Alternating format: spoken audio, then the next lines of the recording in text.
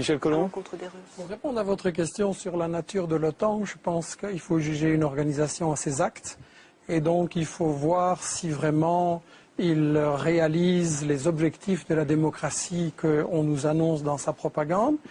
Et si on voit dans l'histoire, l'OTAN, c'est quand même le complice du régime fasciste au Portugal de Salazar, le complice du coup d'État en Grèce, des colonels c'était la guerre froide. Le fascisme comme excuse pour la guerre froide ou la guerre froide comme excuse pour le fascisme, je regrette. On retrouve l'OTAN aux côtés des fascistes portugais, grecs, turcs, dans les réseaux gladiaux préparant des coups d'État pour préserver la France, l'Italie d'un grand danger, etc. Donc ça, on est juste dans la propagande. La question à laquelle il faut répondre, c'est à quoi sert l'OTAN? Et la première chose, je pense, j'aimerais qu'on y revienne par rapport à ce qui a été dit aux États-Unis et à la Chine, mais la première chose, c'est qu'il faut juger l'OTAN par rapport à ses actes. Moi, je partage ce qui vient d'être dit. Les médias insistent toujours, lorsqu'une guerre est en préparation ou elle a lieu, sur ce pays-là à ce moment-là. On le présente d'une certaine manière, diabolisé, et on ne raconte jamais ce qui se passe après la guerre, quand l'OTAN a gagné. Et c'est ça qu'il faudrait regarder. En Yougoslavie, c'est une catastrophe. On a semé la haine partout.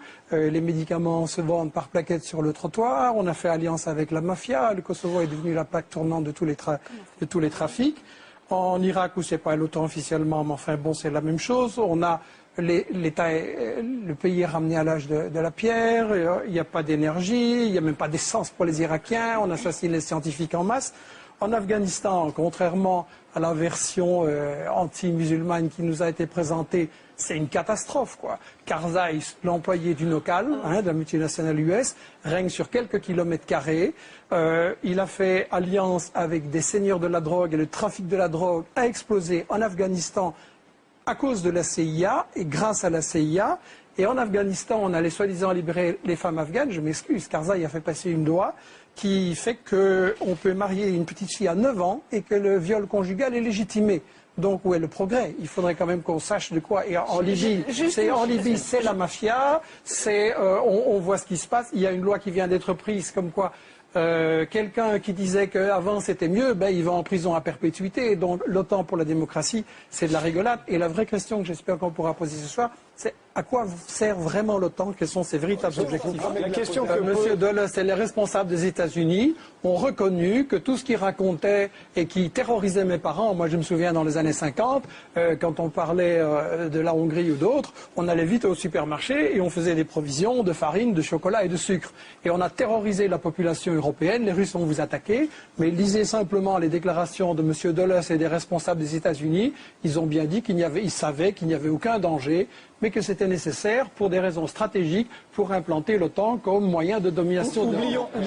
Et beaucoup de ces guerres ont évidemment pour effet collatéral, ou peut-être pour cause première, la nécessité d'obtenir des contrats de reconstruction pour des économies qui saturent chez elles.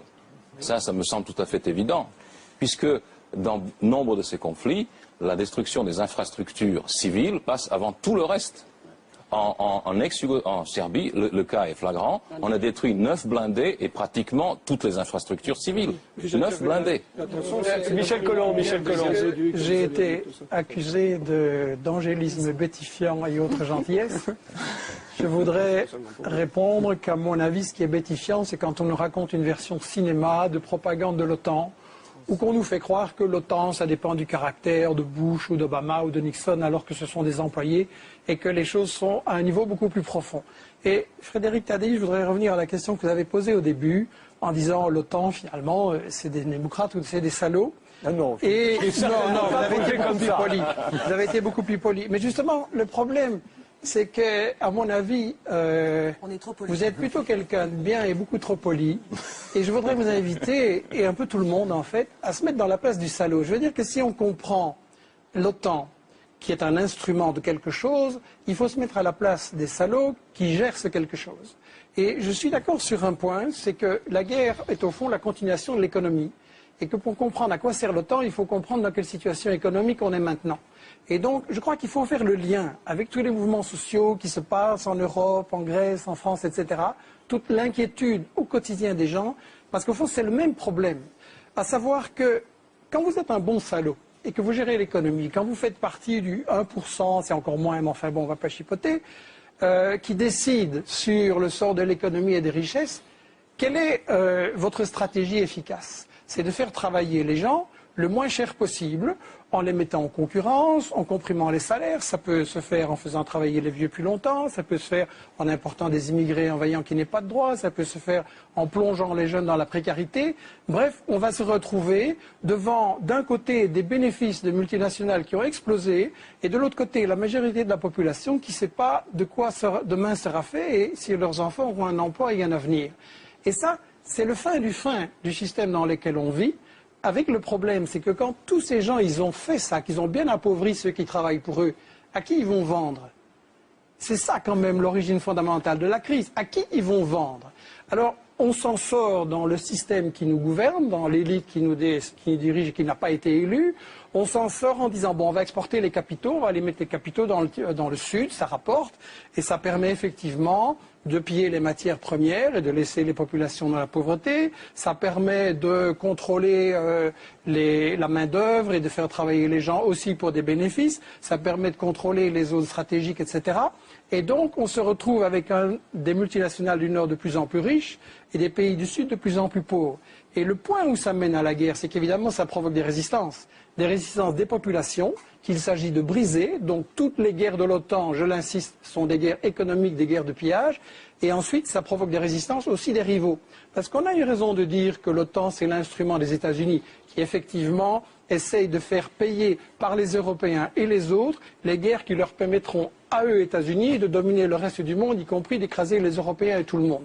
Et ce qu'on a essayé de faire avec ce livre, La stratégie du chaos dont vous avez parlé, c'est d'éclairer la dimension des États-Unis maintenant, qui est effectivement une stratégie globale pour dominer le monde, pour faire en sorte que l'Afrique, l'Amérique latine, ça c'est plus difficile, et l'Asie, leur restent soumises. Et effectivement, le problème des États-Unis maintenant, c'est que c'est une puissance économiquement et politiquement en déclin. Donc militairement, effectivement, ils n'ont plus les moyens de gagner cette guerre en Irak et en Afghanistan. Et comment ils s'en sortent alors? Ils s'en sortent par la stratégie du chaos. Et il faut bien voir que l'ennemi fondamental de cette guerre globale des États-Unis, c'est la Chine. La Chine qui est la puissance montante, la Chine qui leur résiste, la Chine qui développe un marché, qui a sorti 400 millions de gens de la pauvreté et qui surtout devient un partenaire pour l'Afrique, pour l'Amérique latine. Et vous avez maintenant, le monde a complètement changé. Le monde, c'est un commerce sud-sud. Et la grande bataille, elle se joue effectivement dans l'océan Indien. On a raison de dire que les États-Unis déplacent toutes leurs forces là-bas. Mais pourquoi? C'est contre la Chine. L'Afghanistan, c'est pour encercler la Chine. Et quand vous regardez l'océan Indien, c'est justement, on parle en général des pays et on ne parle pas des océans. Dites-en vite parce qu'il nous reste juste quelques minutes. Et dernier mot. Quand vous regardez toutes les explosions de l'océan Indien, les États-Unis essayent de briser cette ligne sud-sud entre l'Afrique et la Chine pour isoler la Chine. Et c'est ça qu'il faut comprendre. Je veux dire, maintenant, il paraît que vous êtes redevenu un pays normal avec un président normal. La seule conclusion que des gens normaux peuvent tenir, c'est qu'il faut dissoudre l'OTAN, sortir de l'OTAN, parce que ce n'est pas des démocrates, c'est une association de criminels.